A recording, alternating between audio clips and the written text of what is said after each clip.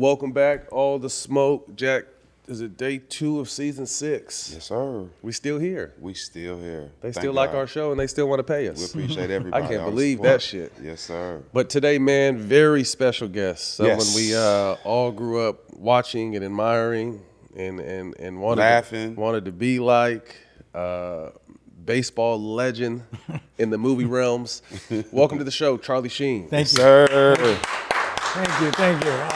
Oh, thank you. So I gotta tell a quick story. Like, you'll never know how we end up getting our guests. Sometimes we run into them out and about. Yeah. Sometimes I golf with them. Sometimes you fucking run into people at the bathroom at the Canelo Bud Crawford fight. And that's how this interview came about. I forgot who there was someone else in there with us because we all actually took a picture right when we walked out the bathroom. But we were using the bathroom and I was like, oh shit. It kind of caught me off surprise. Like, fuck, I'm a huge fan. Oh, I'm a fan too. And we start talking to someone else chimed in. I'm like, fuck it, I'm gonna go for it. Yeah, you glad you went Charlie, for would you mind coming? He's like, yeah, I'm actually going on tour right now, but I'll be gone for this amount of time. As soon as I get back, I'm in. And literally, he said he was gone for a while, and as soon as you got back, you hopped on set. Here we are. But you said to me, okay, so who on your team should I reach out to?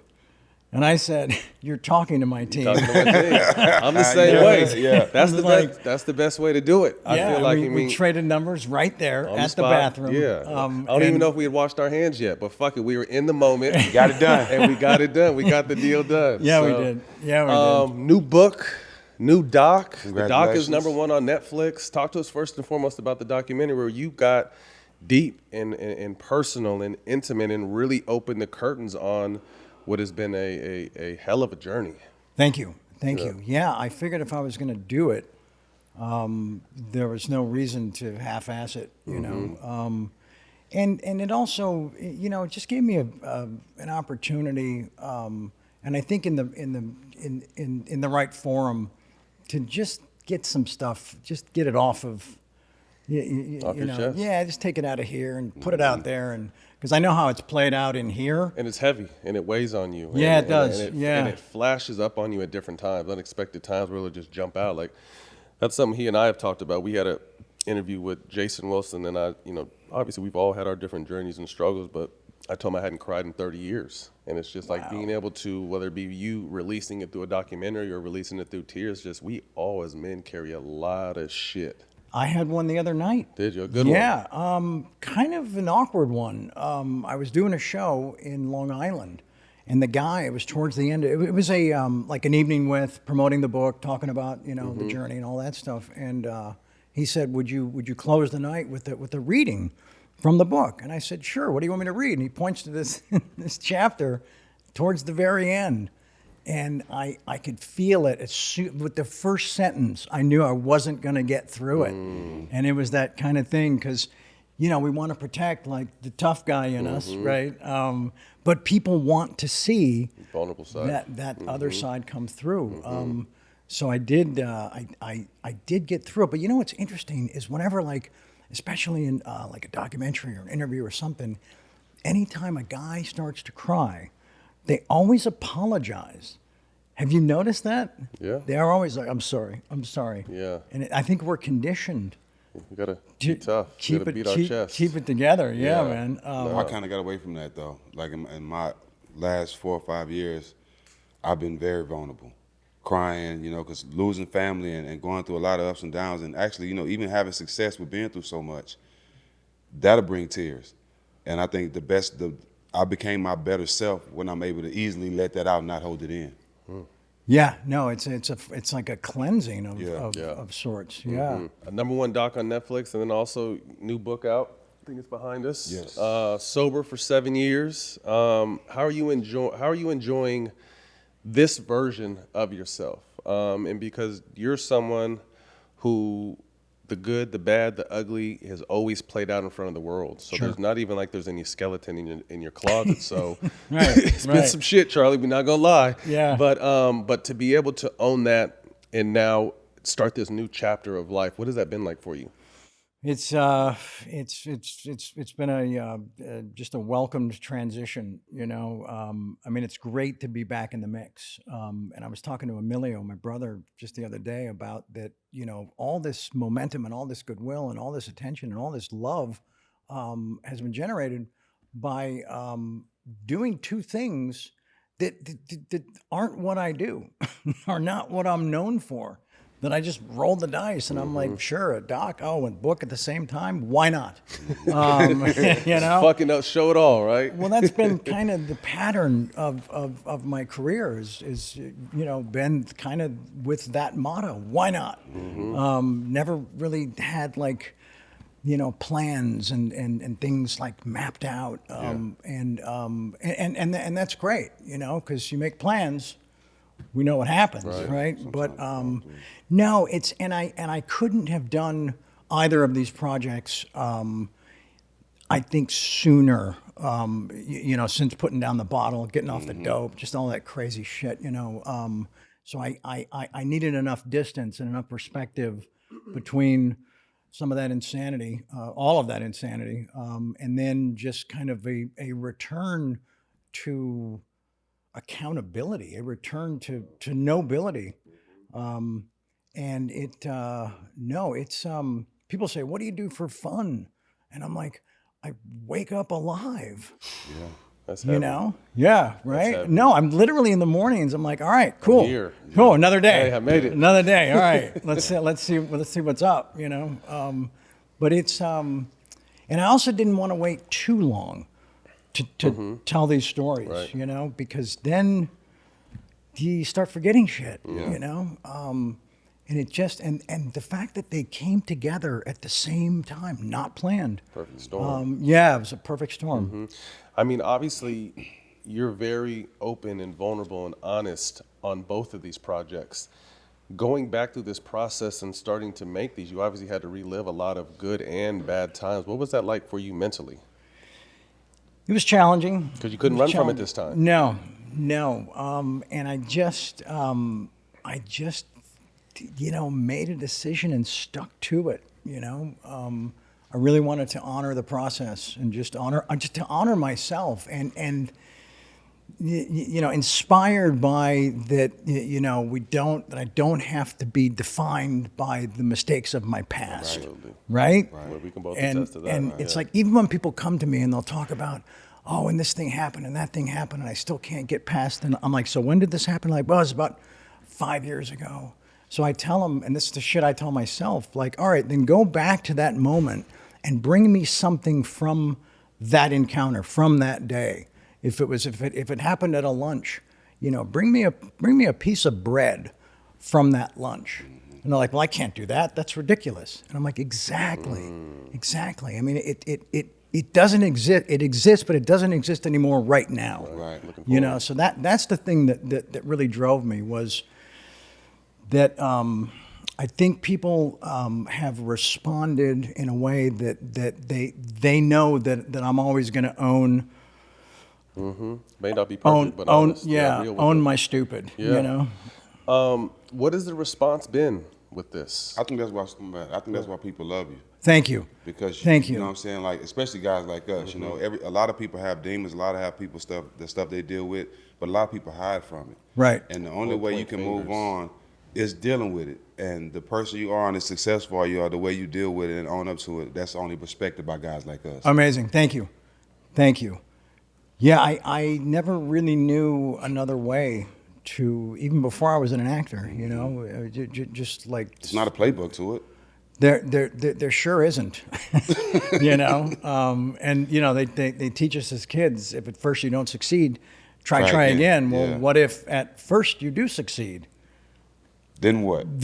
Yeah. They don't teach us that one. You don't. Good luck, I think, is the end of that one, you know. That's a good one. The Adventures of Mad Max and Charlie Sheen. We're going to welcome our homeboy, Mad Max, Vernon Maxwell, on the show. Max. Charlie, do you remember this guy? Buddy? Hi, how are you?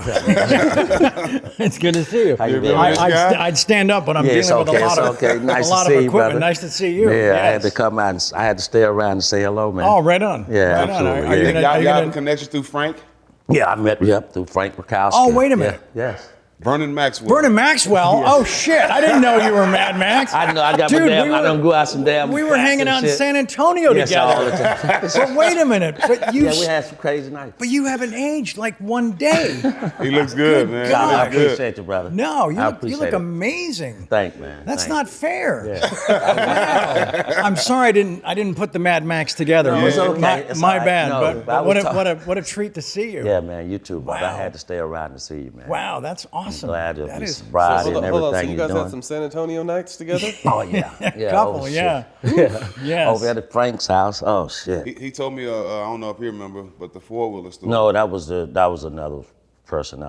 But me and him and Frank used to have some nights at Frank's house. Do you remember when Howie Long came Yes, to town? yes, I remember. Yeah, you what remember? What the hell? Oh my goodness. That was like, wow.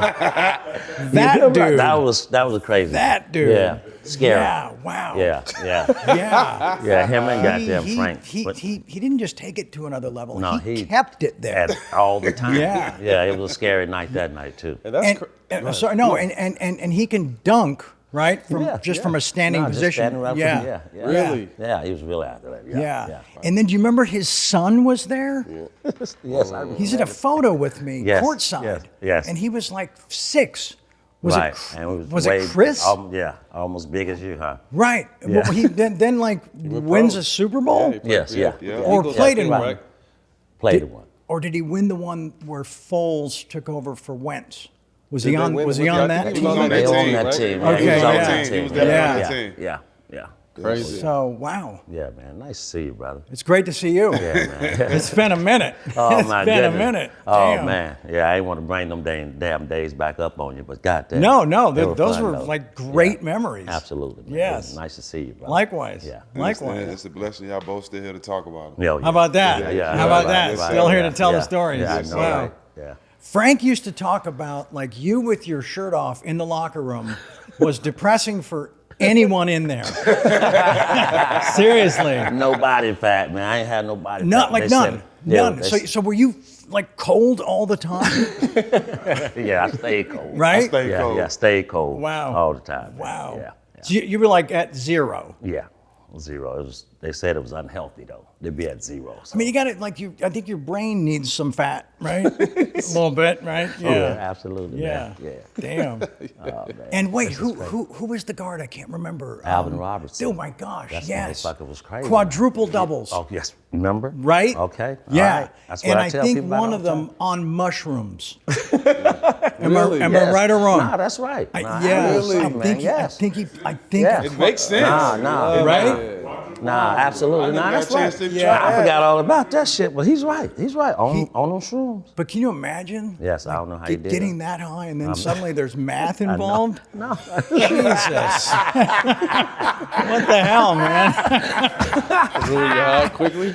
Oh shit. That's crazy. Damn. Oh man. I've golfed on mushrooms. I couldn't imagine hooping on mushrooms. I hate Doc Ellis. Yeah. Yeah. With like 10 walks. Yeah. Right? Got it Didn't he hit the first 3 batters? Yeah, it was something wild like Something that. Yeah. crazy. Yeah, man. He thought he had a day off. He was back at the hotel and he's like, "Oh, fuck it, I'm just gonna get down." And then they call him. And they're like, someone today's starter got scratched. You're the next man up. And he was like, "Let's do this." Yeah. What a trip. Oh, I'm ready. Hey, I don't mind ending my evening a little early to pitch. Exactly. How I about need it? to test the ball to see what's on it. Yes. You was a big time NBA fan, fixture at the LA games.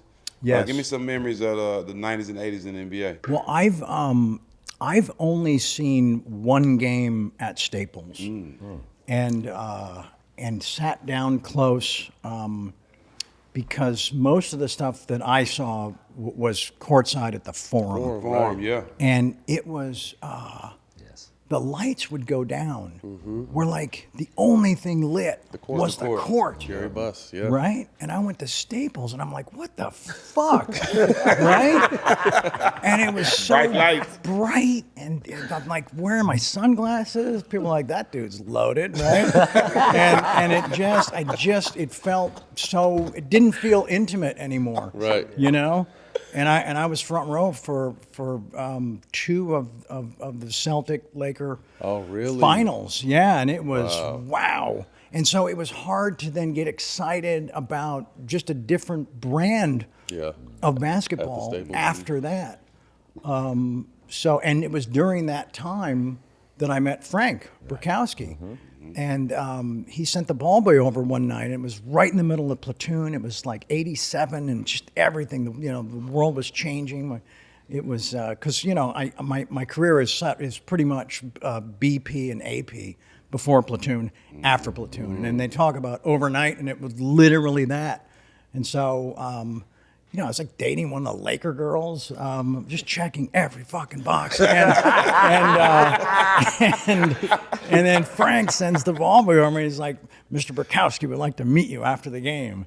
And I'm like, me? And he's like, yeah, man. So I go back there, and that's how it started. So now I know what people say about me when I walk in there with my glasses on. That guy's loaded. And you're right. But obviously being the huge sports fan you are, to see Magic and Bird and just those historical back and forth, but courtside and seeing, I think a lot of people, if you don't get the opportunity to be courtside, understand how big and fast and strong NBA players are. You got to, again, see it at the highest level with some of the greatest guys to ever do it. It was,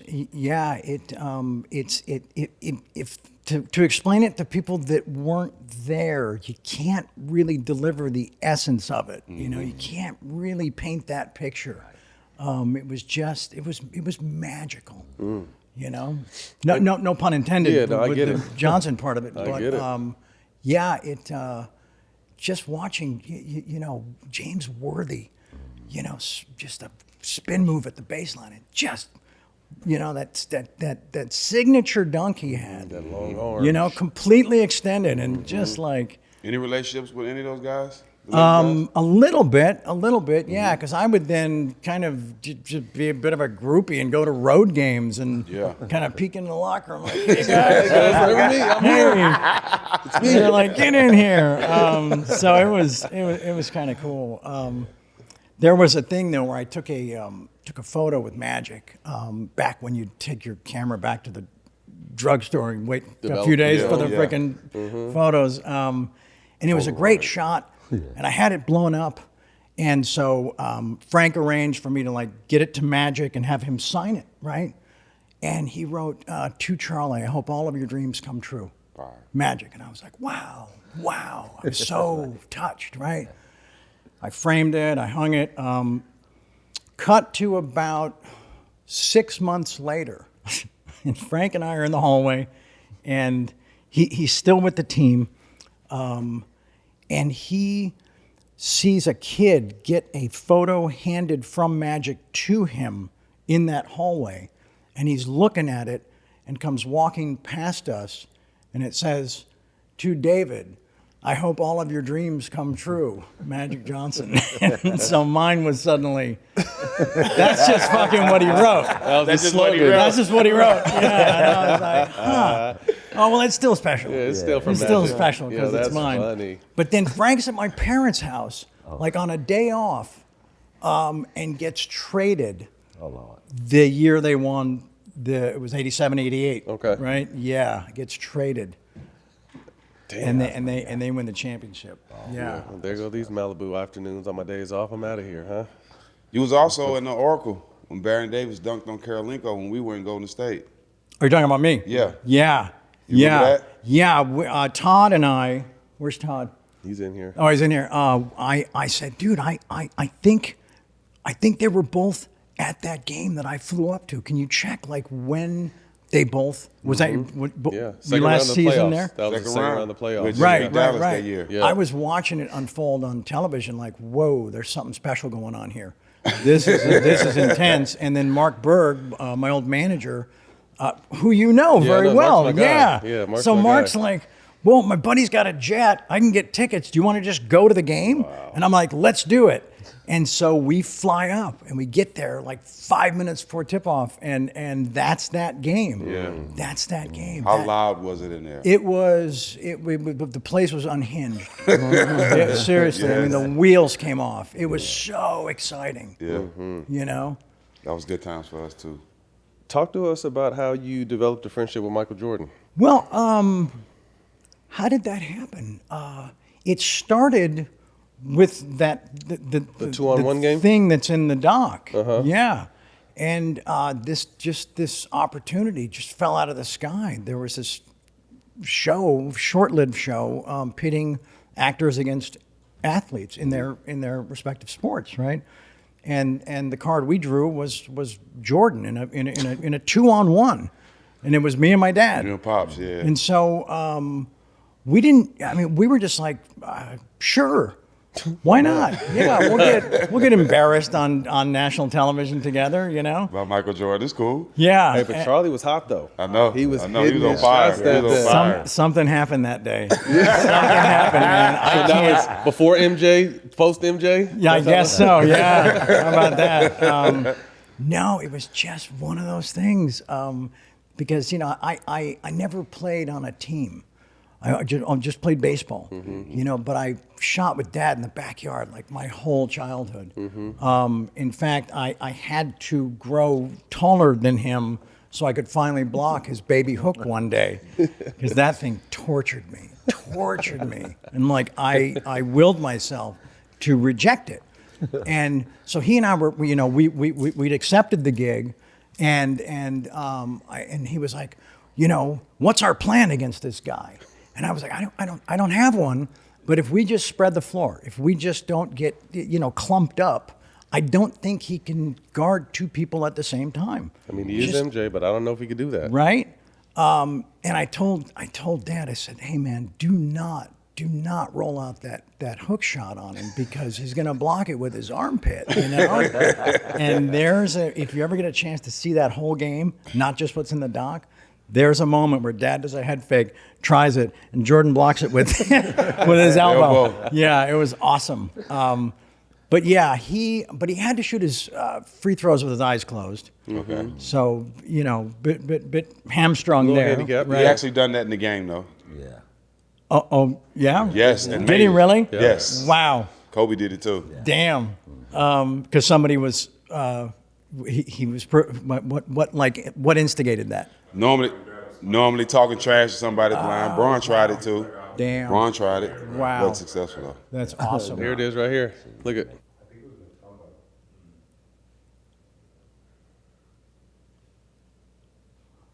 That's crazy. Damn. It's like that. Well, I saw that in person. I was about to say, you guys saw probably that in that. person. So then I got his number after that, and we stayed in touch. And then I would go, you know, when I could afford it, right? When I, you know, AP after Platoon, right? And I would fly out to Bulls home games, you know? And so I was kind of stalking him as well, you know? But yeah, and then we did. Then we worked together on a commercial campaign. We did Hanes. We sold underwear together. You know, so that was pretty cool. Any truth to him saying he didn't believe you beating him when you guys did the underwear campaign 20 years later? Yes. He erased it from his memory? We were doing this interview, and it was like a behind the scenes thing just for their content reel, and so the interviewer asked about that game. And I'm like, well, yeah, I'm not here to rub it in his face, but we did beat you. Yeah, and he's like, no, you didn't. No, you didn't. You did not. And I'm like, well, I can appreciate that, but it's on video. He was like, doesn't matter. Doesn't matter. You didn't win. And I just thought, wow, I guess if you can just convince yourself of something like that, you can change the outcome. But no, he's a lovely man. That's amazing. There was a time when I would text him, and this dude would literally respond in like 15 or 20 seconds. Wow. And I never did it like in front of people to show off, like, watch how quickly MJ gets back to me, right? Yeah. No, but I was just like, wow. But I would use it like that's now the bar. And I would tell my friends, I'm like, dude, it's been like 4 hours. Michael Jordan responded in 20 seconds. How dare you? So it was a valuable tool for me, you know. Oh, and so I think I missed my first free throw, right? But then I hit 8 in a row, and then on the last shot, he's seated like 3 feet from me, and just under his breath, he goes, choke. And I missed the last one. So he got in my head, you know. He done it to the best of us. Hasn't he? Yeah. I love that he just erased it from his memory, so it never happened. That sound like MJ. You think he should go? I mean, why is there even a debate? Right. See, You never. I mean, it just feels kind of obvious, right? You would think. I'm sure LeBron won't appreciate that. The answer's everything. It's just kind of obvious, right? Let's bring it back to the beginning. Attended Santa Monica High School. Same school and time as Robert Downey Jr. That was crazy. Rob Lowe and Sean Penn. And Sean Penn, too. Safe to say, you didn't live a normal teenage life around all those guys. Possible. Yes and no, because we were all still trying to do like normal teenage stuff. Wanted to be normal. Yeah. And I was still fantasizing about some type of a baseball career. I played all 3 years at Samo High, and I was never in the theater department there. Yeah. But Downey was. And Sean and Rob was a year ahead of me. Sean was, I think, 5 ahead of me. So Sean was already working and, you know, doing films like Fast Times and Bad Boys and like cover a Rolling Stone. And it was just like, whoa. But we knew, you know, making the Super 8s and you know, doing that as our kind of our hobby / proving ground, training ground. We knew Sean was taking it a lot more seriously than the rest of us, just because he had just had a fire and a drive and a focus that was really intense. I mean, terrific guy, funny as hell, really cool to be around, but you know, super intense. He's got that thing, man. And how close was he to Spicoli? That was his. Like not even close. No, but he surfed. Sean was like a really good surfer, and so he was around those guys. That type, so he knew it. He knew the type, and he based the character on this complete burnout that he used to surf with. There was a guy named Jeff, somebody I can't remember his last name, but he was kind of like a known Malibu pothead, you know. And Sean was like, I'm borrowing all of that, and brilliantly made a legendary character, right? Yeah, interesting. So, but just back to that thing about that we were all there and would ultimately go on to do what we all did. It wasn't really, you know, we didn't sit around the lunch table and like talk about, you know, well, all right, then good luck with that. I'm going to stay. You know, there was no like, it wasn't like it just happened. And then I didn't finish high school. You know, I was like that close. And they wouldn't just throw in a couple of points that I needed, right? And so, you know, had to hang up my cleats, and that was kind of one of those moments, you know. But I used to go to baseball camp in a place called Miller, Missouri, and you had to go through Kansas City for a connecting flight, and I on those walkers, those automatic sidewalks in airports, I pass Willie Wilson and Amos Otis, and they're like a foot from me, and they are enormous. You know, I'm 14, 15, and I'm looking at these guys, and I'm like, oh, so that's what you need. That's what you need. But there goes a pro baseball player. Yeah. And then I get to baseball camp, and it's a whole different level of competition. Yeah. And there's a lot of dudes there where it's like it's baseball, the Army, or fucking jail, right? Yeah. And so I kind of like that wasn't really how it was kind of laid out in Malibu, you know. But I got a sense that this what I was looking at. You're not doing this for a living. So that was, but it was still fun, you know. I went there for 3 summers. But so it was that first summer after I didn't graduate. I told my parents, I said, look, I'm not going to summer school. It's not even an option. So let me audition this first summer. Let me because Emilio had already started, and he was doing his thing, and I was seeing the fruits of those labors, you know, him and Rob, and you know, out on the town with those guys, and being so close to it, but never being able to access it, you know. Yeah. So that kind of lit a fire in me, and just told my parents, just let me do this. If this shits the bed, and nothing happens, I'll go to you know, get my GED and go to junior college or something, right? And I got the first freaking job I went on. So it was time to go. Yeah, the universe was like, all right, let's do this. See what you got, young man. You know, it was a trip. How was it being on set with your dad at a young age and getting some extra spots? It was pretty cool, but I can, like, to this day remember what it felt like in a close-up in a movie of the week called The Execution of Private Slovak, and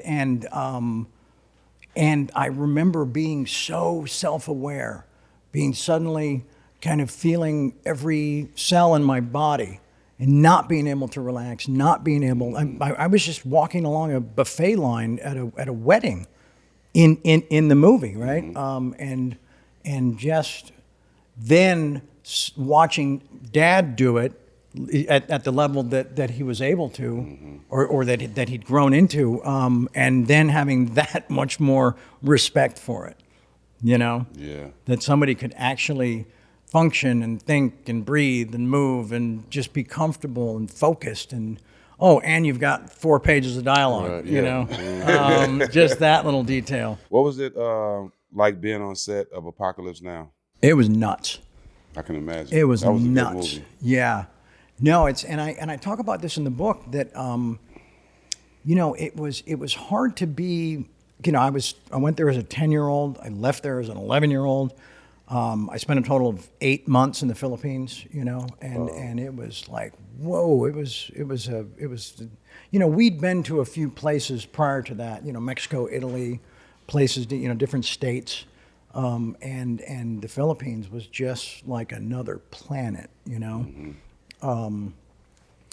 But it, you know, I couldn't get a front row seat for some of the most iconic moments in the film. Like, I wasn't there for Napalm in the Morning.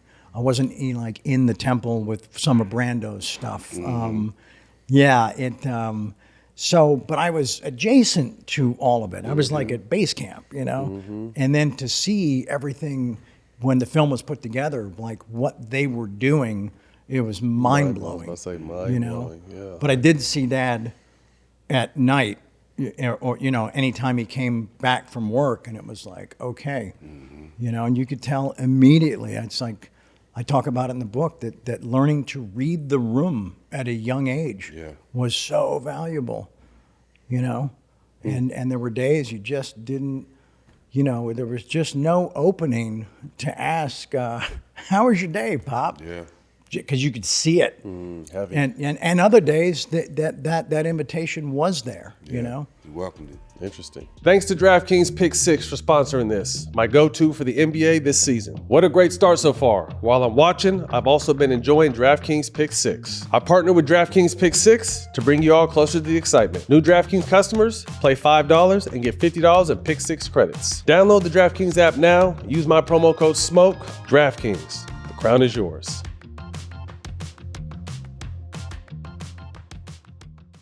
So you're thinking about upgrading to the all-new iPhone 17 Pro, designed to be the most powerful iPhone ever? While you're also thinking about the traffic on the way to the store or transferring all your data? Well, good news. When you order your new phone online with Boost Mobile, they'll send an expert to your home or work to deliver your new iPhone 17 Pro to get you all set up within minutes. No hassle. Visit boostmobile.com to get started. Delivery available for select devices purchased at boostmobile.com.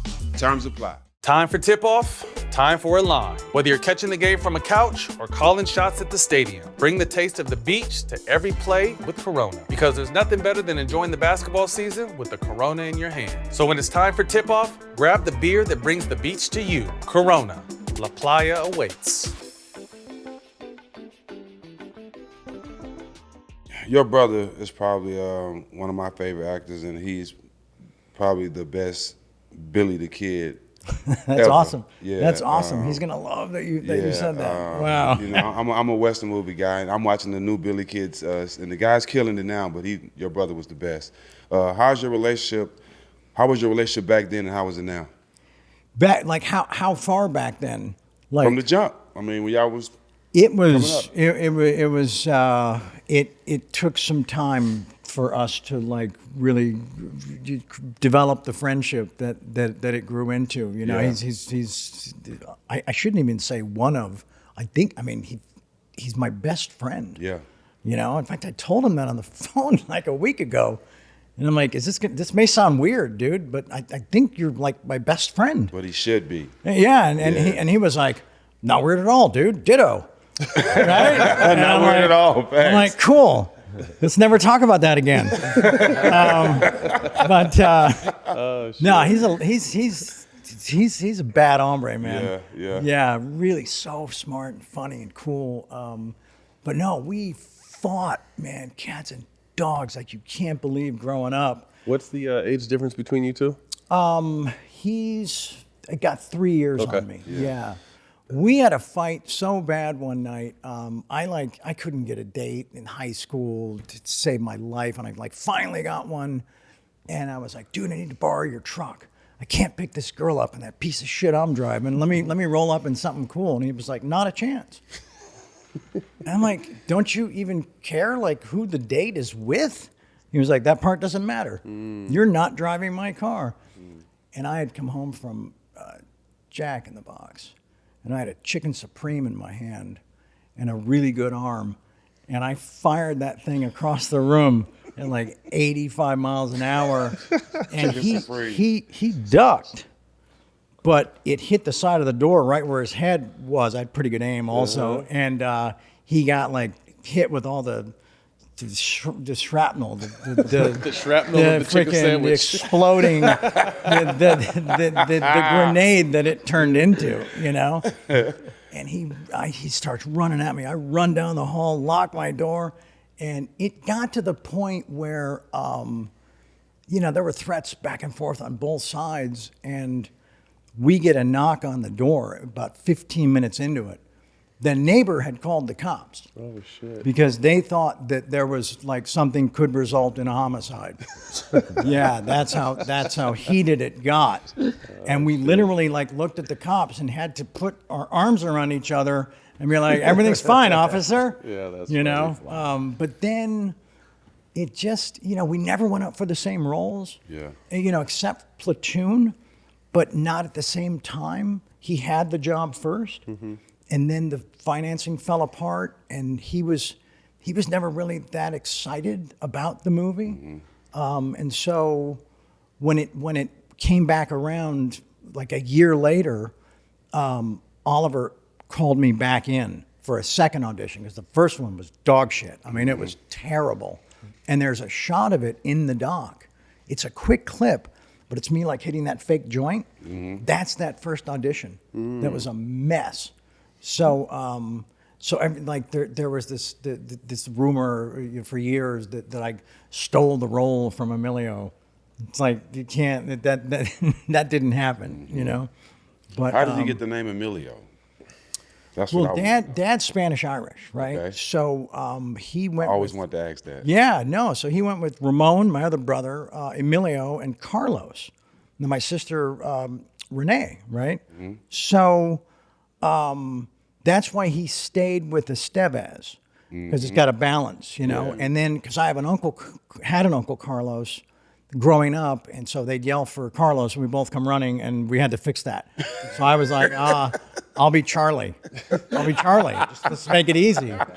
So I was Charlie Estevez for a long time, and then when I became an actor, I decided I was going to give it a shot. I went to Dad and I said, look, Emilio's already checking that heritage box, right? And Dad got Sheen from a famous televangelist from the 50s named Bishop Fulton J. Sheen, right? So, and he knew a casting director named Martin. And in New York City in like 1959, he was advised against having such a Hispanic sounding name, right? And so he just mashed up Martin and Sheen and like that. So I told him I wanted to honor his, the sheen of it all. Yeah. The sheen of it all. The sheen of it all. Yeah. That could have been another title for the book, man. The sheen of it all. But I like the way you put the bow on it and presented it to him, though. I like what was his response? He said, "Well, okay, you make a good argument." Right. Sounds yeah. good to me. I'm almost sold. I'm like, okay, I'll let you do it. Yeah, because Emilio thought about Sheen, but then realized that it kind of doesn't have, because you want a name that people can remember because it's got a ring to it. Yeah, yeah. It just kind of has a smoothness. Emilio Estevez. Yeah, right. That's so.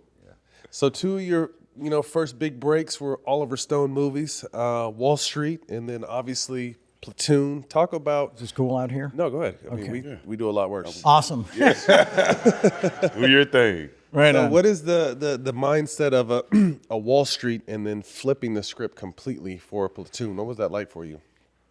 And then working with Oliver Stone in both those veins. Well, Platoon happened first. Oh, okay. Yeah, and then there's a story I talk about in the book where I agreed to do Wall Street during Platoon. Oh, okay. Like at the very end of Platoon, and Oliver and I were in such great creative sync on that film because I was basically playing him, his Vietnam experience, Wow.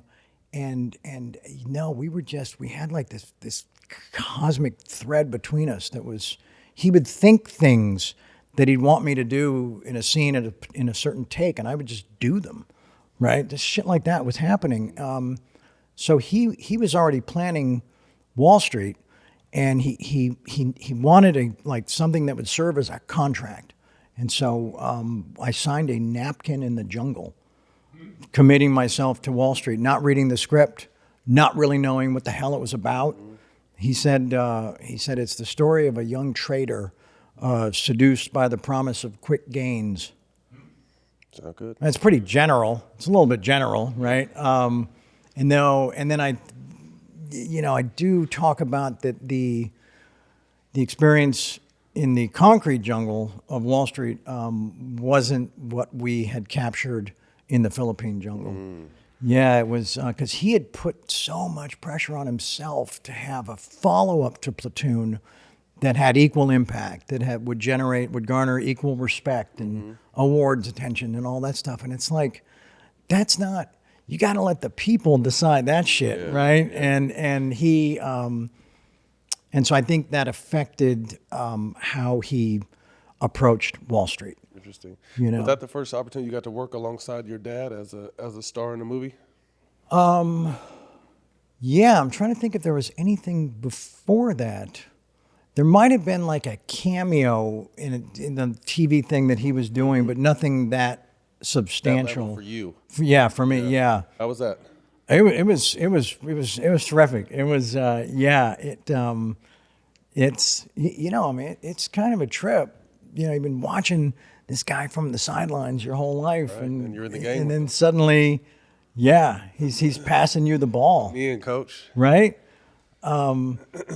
But it's also you kind of don't want to overstep, if that makes sense. It's there's this thing about fathers and sons, and especially like in a professional setting, there's kind of, you just don't want to. You don't want to. Dad anymore, right? What's that? He's not just dad anymore. He is, but he isn't. Right. Yeah, but you still. I just always wanted to let him have the most of the spotlight because I just felt it was more earned. Basically, I wasn't going to show up and to tell him how to do any part of what he was up to. There were times, when he would just pull me aside and say, "Okay, the first part of that was terrific, but that last thing, maybe just think about something in this direction." That's a cheat code. Nobody wants you to be better than them more than your father. Yeah. That's just how it is. Fathers want you to be better than them. Right. Dig. But but it's still really difficult to accept that and then try to excel in a way to achieve that. But when your dad is who he is, you got a different battle. That's what I'm saying. That's you what got I'm a different saying. battle. Yeah. With my son too. Yeah, exactly. Our children too. It's harder. Is your son a ball player? Yes, my youngest son is. Is he in the league? No, but he's trying. He's going to college next year. Oh, right on. Okay, So, cool. But it's harder for him. The best thing, the best conversations I have with him will let him know that his journey is different from mine. Of course. And he understands that. Right, and the world is different. Yes, exactly. Right? That's the thing. I mean, it's like it's hard to draw any comparisons. Even when do you have twins? I have twin boys. Yeah, I do too. Yeah, and yours are 15. 16. 16. Mine are 16. Okay. Yeah. Are they in sports? Yes, Bob used to picked up the guitar and put down the football. You Okay. know, and Max picked up the football. Are they identical or fraternal? Fraternal. Okay. Yeah, are yours identical? Identical. Oh, Yeah. damn! I still mix them up, but yeah. Wow. That's dope. How special is that? Because I don't think do they have an amazing bond? When they're together, they do. Okay. Yeah, but Bob favors mom, and Max is team dad. Okay. You know, and so, you know, mom's not as stable as dad. That's all right. You know, people get there when they get there, right? So, yeah, we just have to kind of get back to a place where everybody lives in the same state, at least, right? Same neighborhood, even. And then, yeah, because it's forget about Brooke and myself. It's about those two, Right. and because twins have that thing, right? That's what I'm saying. My boys are peas in a pod, like best friends for life. Wow. So it's an interesting. Wow. So I was wondering if your boys had the kind Well, of same. Max admits that he misses Bob. Bob pretends He doesn't. like fucking Max doesn't exist, you know. But Bob, I think, does love him somewhere in there. Yeah. You know. Love it. Ferris Bueller in '86. Oh, damn. Heard to prepare for the Bueller. part, you stayed awake for 48 hours to kind of achieve the authenticity that you felt like that character needed. Yeah, I thought he should look fatigued. He did. Yeah. But for the audition that never turned into an audition, I drove to Long Beach, and my brother Ramon had loaned me, because he was going through a punk rock phase, right? And so The jacket? I brought the jacket, the boots, and I went down there, thanks to Jennifer Gray, who I knew from Red Dawn. And I went down there on a day they were shooting something else, thinking I was going to read the scene and then get the part or not. And ran into John Hughes in the parking lot, and he was like, you look great, kid. I'll see you next week. I'm like, so there was no audition. Weren't you late to it or something? Did Well, something that happen? was the second time. Now I had the okay. job. Okay. And I had used Ramon's cigarette ash from his fancy Davidoffs, right? And blackened my eyes to look just for that first meeting. And then I thought, okay, let's make that darkness real. And stayed up for a while, and then did really that earn that thing. darkness. Did that thing where I'll just get 3 hours, I'll be fine, and just hit the snooze button like 15 times, and woke up 2 hours late, and in Santa Monica To Long Beach. and was like, oh my God, yeah. And I got down there, and Jennifer was out of her mind yelling at me, and just, you know, how could you, because she got me the gig basically, and now I'm making her look bad. But then I got on set, you know, and went through makeup, rushed to the set, and Hughes like looks at me. I thought it was going to be a continuation of the same drubbing that I just received, and he was like, oh good, you're here, let's start. Wow. Like, okay, there's a man that's just dealing with things like right in the moment, you know? And so we started. So her in that scene, like the attitude that she has towards me on camera real. is not even, no acting involved. It's real. No acting. And then it's interesting because, you know, I'd done a few lead roles and had a couple things and nothing that really, you know, brought any real attention, but at least the film community knew that I was you know, making some headway. And then I do this 3 minutes on film, and it just boom.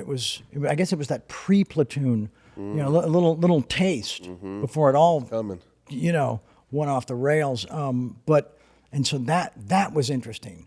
to realize, okay, maybe it's not the size of the part, it's what you do with How you make it work. with what you were given. You know, I'd be like a guy coming in the final 3 minutes and shoots 5 for 6, right, and changes the game. Yep.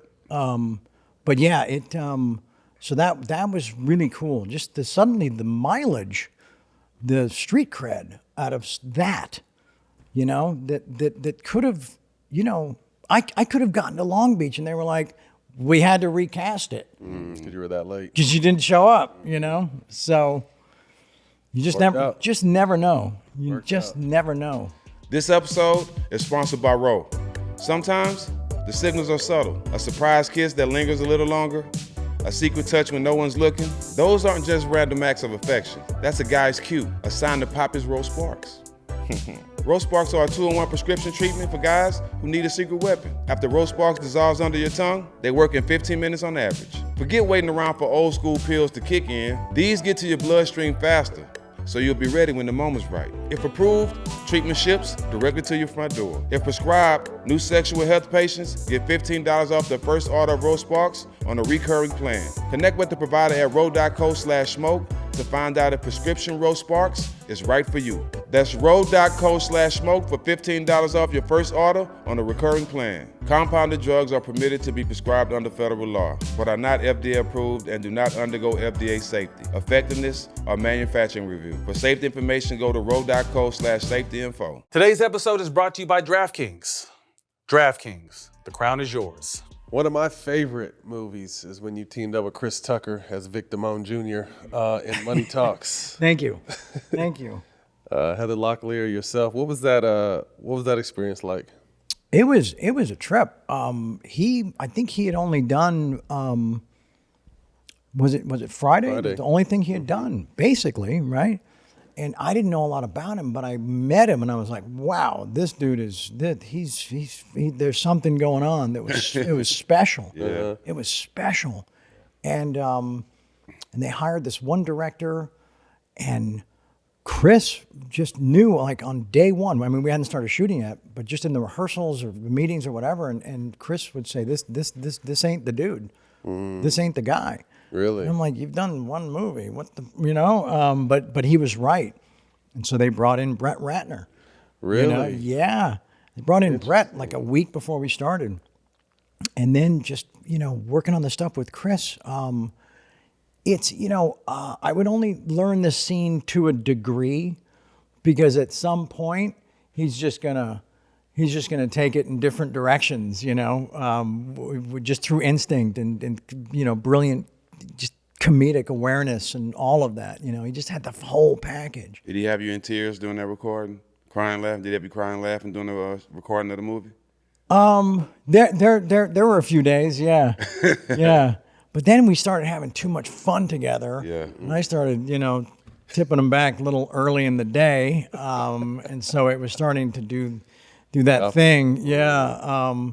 But it helps the chemistry, though. Sometimes that helps the chemistry. I got a quick question just for this is really personal. That line, what is that, like a G-dub, a flossing with the posse in the cut? Was that written, or was that a Sheen? That was a Sheen thing. But I was rolling with this dude named Jason, right? He was my dope dealer, actually. And so I said, look, I don't like what's here. You spent a lot of time in the hood, so like, give me a couple pieces that might feel organic to, but clunky from a white dude. Yeah. Okay. And Jason was like, okay, kicking in the cut. Okay, and whatever else was in that this all came from Jason. I just ran it all together. But I went to Chris before we shot it. I'm like, hey, dude, are we cool with this? I mean, is this like, am I Sweeps week, man. Sweeps week. So I said, are we stepping in? Am I stepping in shit with any of this? And he was like, oh, hell no, go for it. go, yeah. You definitely clunked it for the white side. You did a good job of that. Thank you, thank you. Is it true you lent Chris a Ferrari and he kept it so long he forgot you gave it to him? I forgot I gave it to him? Yeah, that is true. That is true. Can you imagine that? It was also, there were so many cars in the driveway back then. Yeah. It was cool to have another parking space open, you know? Yeah. And I just figured, I didn't know, what his backstory was. And I was just like, hey man, I'm having a hell of a time in this thing. You want to check it out? And he thought we were going to drive. He thought we were going to drive together. And I was like, I just handed him the keys, And he was like, okay, I'm like, I don't know, man. Just let me know. Just call, I'll see you in a couple days. And he was like, what? Everybody would have been like, what? Yeah. And then no, I don't think he took it over like 60 though. He was like super careful, like really nervous. Yeah. And I got that car at the time. I was the voice of Taco Bell, right? And it was that whole campaign, Make a Run for the Border. I don't know if you remember that one, right? That wouldn't fly too well right now, but go ahead. Yeah, it would. Right? Damn. That shit was ahead of its time. So paid me pretty good for, the first few spots. And then I started looking at that car, and after taxes, I was left with exactly what the car cost. So the math made perfect sense, right? Forget other bills. And I went and bought the car. And then I was kind of feeling fancy about, me and Taco Bell. I had a license plate made that said Taco Bell, right? Put it on the damn thing. Driving around in a Taco Bell Ferrari, right? And then there was a thing, they were going to re-up for the next year or 2 years, and if they didn't, they had to give me another bag of dough. And they said, look, we're going in a different direction. And I've already got, I've got the Taco Bell Ferrari, and they said, we're going in a different direction. And that's when they hired the Chihuahua. Oh. Yo quiero Taco Bell. Yeah, that's man. So Yo quiero Taco Bell. Yeah, I was the last guy before. Damn. Yeah, and now I'm stuck with a Taco Bell Ferrari. Right? Oh, he brought it back. What's that? He eventually brought it back. Oh, he did. Absolutely. Yeah. But there was a little backstory with that car, Yeah. I love it. Ricky, Wild Thing Vaughn. One of the greatest sports movie characters ever. Thank you. Can we talk about the Wild Thing? Please, yeah. How was it playing the Wild Thing, and how did you get into character to play him? With the baseball background. Yeah, well, the script was amazing. I mean, the script was just shoot everything that's on the page. It was David Ward directed it, wrote it. He won the Oscar for The Sting when he was like 22.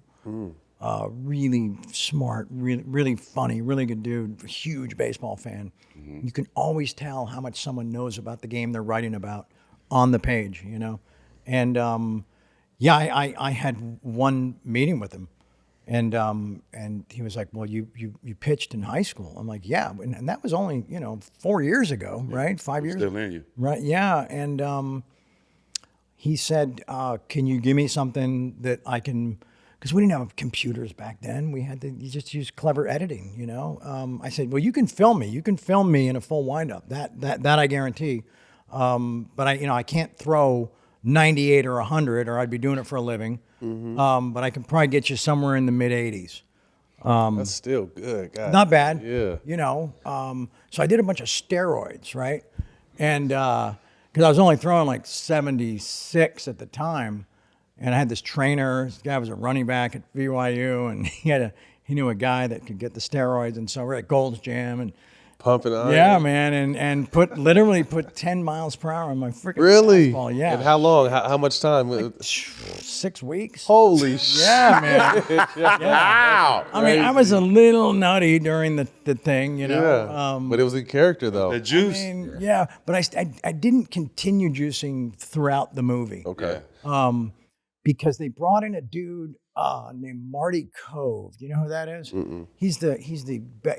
He runs on Cobra Kai. Karate Kid. Okay. He's the other sensei at the Evil Dojo. Okay. Yeah. They brought him in to audition for Dorn for Corbin Burnson, the third baseman. Third baseman. Right? Yep. And I was still, doing the jabs. He was a little bit kind of into wherever his headspace was. And in a bar one night, he and I almost got in a fight with like 15 dudes. And I'm not, I don't get into a fight with one dude. That's just not my thing. Yeah. But Marty kind of was leading the charge that night. And then word got back to the production. And then like literally later on that afternoon, Corbin Burnson is just walking up. Yeah. And he's like, hey, good to see you. So By it the was, way, he killed it too, though. He was terrific. Yeah. He was Such an terrific. asshole. Yeah. He killed it. Yeah, he was great. But so, the thing that was difficult about Major League is that I didn't have the luxury of a 4 or 5 days between starts, and I would throw some nights 150, 160 pitches. Arms jello. Oh man, yeah, just all the Sore different shit. coverage, Yeah. all the different pieces. Yeah. And then the next day I have to come back and throw 85 or 100 more. And it was just like, could we have 300 pitches, 3 days. Yeah, could we have scheduled this? Can I get a day off? Thank you. But they can only have the stadium for this specific amount of time. What field was that? What stadium was that? That was in Milwaukee. Okay. Yeah. So would that have been Miller, or would Miller, that have been yeah, the Brewer or Stadium? would that have been County? I think Miller's newer, right? So it's probably the older one. Probably was it Yeah. County Stadium? County Stadium. But there was one scene where they literally had like 32,000 people in the stands. Wow. You know, I mean, it wasn't sold out, but the way they filmed it, when we run out, I didn't run out, but when the team runs out, and you could feel it. I mean, it was like, whoa. Real game. Yeah. I love it. But when I come out of the bullpen for that, that classic moment, it was like 3 a.m. There was like 60 people left. Everybody was falling asleep. I was like, there was not, they had cutouts of people, like right on the edge of frame. They're like squeezing everybody in. It was a trip. I'm gonna go back and watch it now and check that out just to see that And side. I don't think anybody walked out, any relief pitcher walked out to a song prior to that. You set the tone with that. I think that kind of, Trendsetter. so it is such to see that then becomes a part of the game. And then I watch a lot of baseball. Banana baseball. What's that? Have you heard of banana baseball? I have indeed. I love it. Yeah. Those guys are all about it, aren't they? Damn. But just if you just any game, no matter who's playing, at some point someone's going to quote something from Major League. No question. A guy throws one to the backstop, and one of the announcers is going to say, "Just a bit outside," right? Right. Also speak about, because it went from Willie Mays Hayes to to Omar? To Omar Gooden, or excuse me, to Omar Epps. Yeah. So when was that switch? That was after the second one? That was for the second one. Okay. Yeah, everybody came back except Wesley. What was, do you know? I think he was blading by then. Yeah. Well, he was fast. He was fast. He could hoop too, remember? From White Man Can't Jump. He could mimic things. Okay. Because he never played. But he did something though that is really, really hard to achieve. He could hit a pop-up like at will, because he has to pop up once in spring training and another time during a game. During the game, he does the push-ups again, right? Yeah. And trying to teach somebody to hit the bottom of the baseball, that's like not easy. Because intuitively, you want to hit the center of the baseball, right? But no, he was terrific. And if they brought the dude in, I couldn't get my mind around, well, no, just pretend it's the same guy. And I was like, but isn't that kind of like, aren't we told all black people don't look the same? No, it was cute? And this was 1994, but still, I wasn't down with it. I thought it would have been better for the story also if something happened to him, or he, got arrested in a foreign country and he couldn't make it back, or something just more creative. Mm-hmm. And then another dude shows up, and we have to go out and find a new center fielder, right? Rather than what they landed on. Right. Interesting.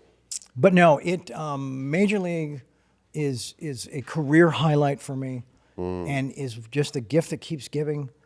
There was a time when I would go to baseball games in any state in the country, and buy a shitty ticket and just get inside the stadium. And then it was just the first security guard. He's like, oh, what are you doing way up here? And then suddenly I'm down into the thing. And then after the game, like kind of start wandering the hallways, you know, like you see the signs to the clubhouse. And then they're like, hey, what are you doing here? And then you're in with the players. Yeah, it was a backstage pass to Major League Baseball, all access pass. And that was cool. That was some fantasy shit. Was the haircut your idea? No, that was in the script. That was in the script? Yeah. Okay. All right. Yeah, everything was on the page, which is like mind-blowing that David just saw all of that stuff, you know? Big memorabilia collector. What's in your Hall of Fame of memorabilia? You got the ball that went through Bill Buckner's legs. Yes. How'd that go? How'd that happen? That happened. I didn't attend the auction, but I was in Hawaii. Was I in Maui? And I was getting in shape for Hot Shots Part 2 with no steroids. Everybody's like, damn, you're pretty ripped up, man. What were you taking? And I'm like, sushi? Sushi? Water? No, I was working out 8 hours a day. Wow. Yeah, really? in the pool, in the gym, doing yoga, running, it was nuts. But I was still collecting, but the hobby hadn't gotten to where it was headed. And my guy, Josh Evans from Leland's, big auction house back then, he was representing me at the auction where we knew the Mookie ball was coming up for auction. And I think it opened at like 25. And then all it takes is somebody in the room and somebody on the phone that are just, they have the same goal. Yeah. And then it got to a place where the other dude tapped out and Josh was like, it's yours for 90. And I'm like, let's get it. And then he says, do you want me to say that it's you? And I'm like, yeah, why not? And so that the next night, Emilio calls me in Hawaii and he's like, did you see Peter Jennings on the evening news? I'm like, no, I'm working out, He says he closed the broadcast by saying, and in other news, actor Charlie Sheen spent $90,000 on a baseball and closed his show. So it's kind of, when you think about it, how Josh would describe it, that it really rang the bell in that hobby. Because nothing up until that point was going for the insane money that you see now. So that really set the tone. It set the tone a little bit. Yeah, that specific item. And then I went a little deep with it. I took it a bit far. But I wasn't, I was building display cases and I was like presenting the stuff and trying to do a better job than Cooperstown. Because I went to Cooperstown and I look in the back of a thing and there's like a dead moth in one of their cases. You weren't having that. I'm like, what are you guys doing? Right? There's one of those. So yeah, mine were all humidity controlled and fiber optically lit. The whole package, right? And then I felt like I was hoarding. And yeah, there was a moment when I opened a drawer in my bedroom. And there was a Ted Williams road jersey in there from the year he hit 406, and it wasn't in a case. And I thought, dude, you got too much stuff. And that's when I decided to just start cycling it all back in. But I did own the Ruth ring, the 27 World Series Ruth ring. Really? And the contract that sold him to the Yankees in 1920. Wow. Yeah, and I sat on that for a while and had it encased just on its own, those two items, and built a bar upstairs in my house off my bedroom that was called Babes. Really? Interesting. And people thought, because of the girls. I'm like, no. Babe Ruth. No, Babe Ruth, yeah. I love it. Real quick, we know we're running out of time. Oh, okay, sorry. No, I'm just saying, we just want to touch on 2.5 Men. Massive hit. Made you at the time the highest paid, or is it still, highest paid actor in TV. What was that run like? You said it, awfully closely mirrored your real life. So what was that run like? It was exciting as hell.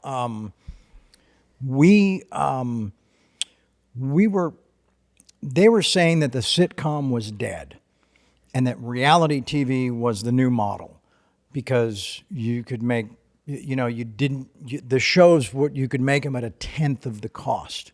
You didn't have to pay a bunch of famous people, Right. or known actors, and you didn't have to pay a bunch of writers, because everything in reality is kind of spur of the moment, and so they were betting against us.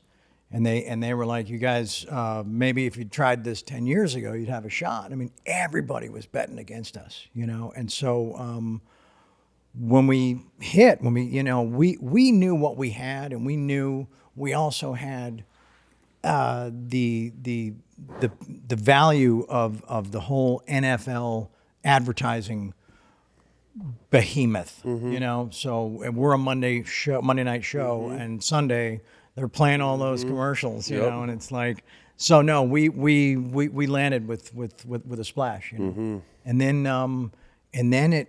that audience stayed loyal, and it was going pretty good for a while, and then Till it wasn't. Then it wasn't, yeah, and I get into that in the book in a way. I think it's really interesting because there's really nothing about, not disrespectfully, just to really focus on the true motivators for the meltdown, and it was all shit in my personal life. I can't put that on a guy that basically built a dream scenario for me, wrote a entire show based on the stuff that he thought I'd be, perfectly suited for, because I already lived it, Right. And it just got to the point, I had 4 kids during those 8 years, went through 2 really public and messy divorces, and just couldn't separate the two. And it was just too much, So sucks how it ended. But I am proud of what was left behind before it wandered off the path, Although there's many more chapters in this journey of life for you, when you kind of sit back at this age and look back at what you've been through, what you've overcome, what you've accomplished, your children, your family, what comes to mind?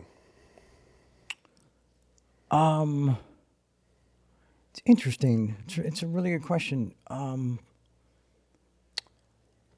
Bill Maher actually said something about a month ago on his show, and it really struck me in a way I hadn't really heard it framed like he presented it before.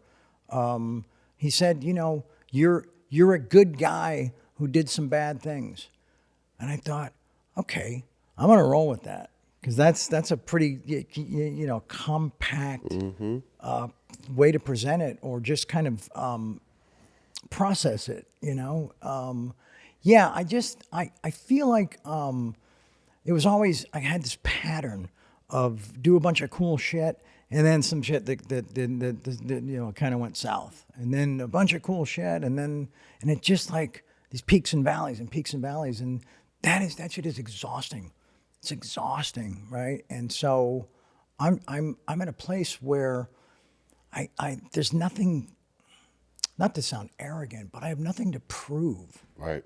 I have nothing to prove as a drinker, as a doper, and then as an actor.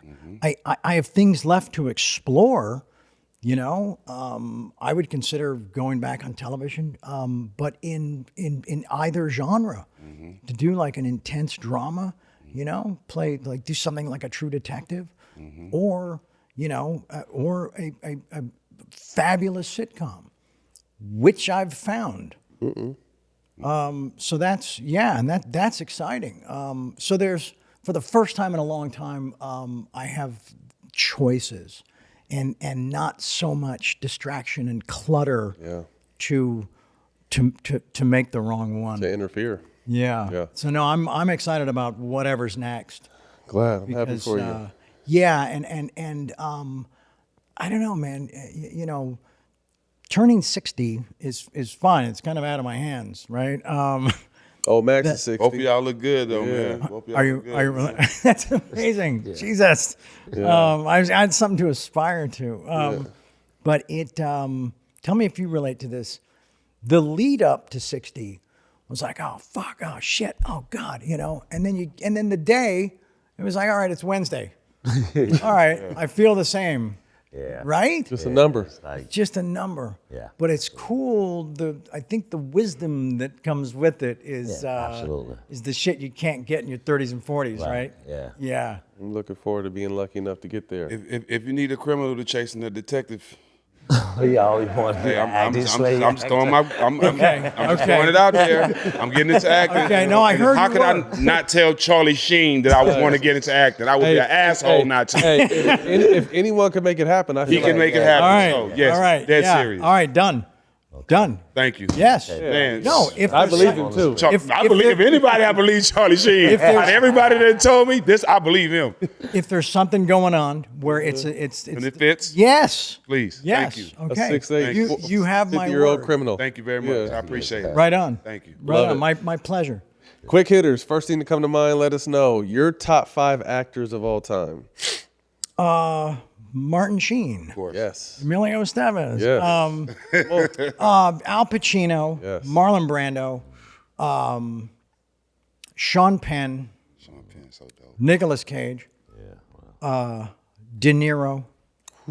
Some heat. That's all. right? Hitters right Okay. there. Yeah, Okay. that's the top of the line right Yeah, there. that's pretty good. Childhood crush. Childhood crush. Oh gosh. Cindy Garvey, Steve's wife. Yeah. And then Kathy Ireland. One album you can listen to on repeat. The live double album, Led Zeppelin, song remains the same. Rank these 3 in your order. MJ, Kobe, LeBron. The order you just presented them. Yeah. Okay. Yeah, that's right. That's yeah. how I Go. see Simple it. enough. Yes, yes. Would you? Yeah, right. Simple I enough. agree. You I would agree. co-sign that? Yes, I do. Okay. Simple I'm enough. with you, Charlie. Okay. Yes. No disrespect. None taken. Mamba, but They all okay, great. yeah, right on. This is the $1 million question. If you could see one guest on our show, who would it be? But You have to help us get your answer on the show. Oh gosh. Yeah. Yes. I'm asking for a lot today. I think Charlie is. I think Charlie is the one that could make it happen, though. Shohei Ohtani. Wow. Shoot for the stars, settle for the moon, right? Yeah. And he is, Or he hasn't been on. Yeah. Okay. Good call. That's His English is improving, yeah. he right? can bring his translator. Matt said it. Yeah, we can is. bring Exactly. the translator. Yeah, we can. And we the can make things that he's happen. doing right now is unbelievable. How do you even put words to it? Yeah, coming off that run is unbelievable. Is there a better single game performance? In the history, not just play, just the history of Can't baseball. Probably really, not. I can't. Both sides, the dominance of both sides. We got a little merch for you. Oh damn. Okay. Some All the Smoke merch. We got our coffee book. table book. Hey, beautiful. Yeah. Make sure you go get Charlie Sheen's book Yeah. as well. The Book of Sheen. That's awesome. Thank you. So you got a Thank you. number fun doc on Netflix. Where can they find your book? Anywhere you can find books? Amazon is the easiest place. Yeah. Yeah. And believe it or not, this thing, was on the bestseller. It didn't hit #1. Who cares? That's It made the overrated. list. But it was in the top 10 for 4 weeks in a row. Congratulations. Which is pretty unusual. Impressive. So thank you. No doubt. Thank you. Doc is amazing. Hey, Yeah. thank you. Well, we just really want to thank you again. I mean, being a big fan of you, getting a chance to see the documentary was really kind of just a different, vulnerable side that we don't get to see of people of your stature. And for you to be that vulnerable and share, and like Bill Maher said, a good guy that's made some mistakes. I mean, it's an honor to sit down with you, and we're happy that you have so much clarity now, and best of luck moving forward. Thank you man. so much. No doubt. Thank you so Charlie much. Sheen. That's awesome. Honored, man. That's awesome. Thank you. That's a wrap. You can catch this episode on the DraftKings Network and All the Smoke Productions YouTube. We'll see you guys next week.